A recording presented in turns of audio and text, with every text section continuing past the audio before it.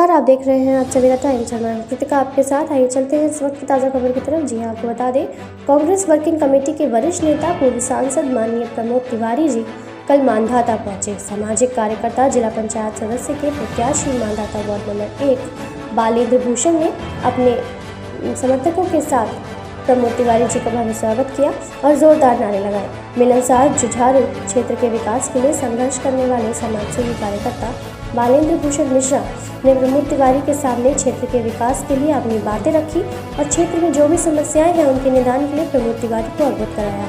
कांग्रेस के वरिष्ठ नेता प्रमोद तिवारी ने पत्रकार वार्ता में किसान आंदोलन पर दिया बड़ा बयान। जी हाँ, प्रमोद तिवारी ने कहा कि किसान हारेगा तो देश हारेगा और किसान जीतेगा तो देश जीतेगा। आखिर आतंकवादियों की तरह किसानों के साथ व्यवहार क्यों कर रही है मोदी सरकार? मोदी सरकार ने दिल्ली बॉर्डर पर पैदा किए LOC जैसे हालात। वहीं बजट पर निराशा जताते हुए प्रमोद तिवारी ने कहा कि प्रदेश के ग्रामीण क्षेत्रों के विकास के लिए मिलने वाली धनराशि में 34% की गई कटौती। विधानसभा चुनाव के मद्देनजर संगठन को लगातार मजबूत करने के लिए जुटी प्रियंका गांधी 2022 में बनेगी कांग्रेस की सरकार।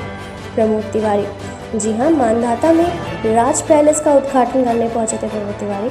प्रबंधक सूर्य नारायण एडवोकेट ने सभी पत्रकारों एवं उपस्थित लोगों का अभिवादन किया और सम्मान व्यक्त किया। प्रमोद तिवारी ने पत्रकारों को शॉल देकर उनका सम्मान भी किया। प्रतापगढ़ से संवाददाता रमेश श्रीवास्तव की खास रिपोर्ट।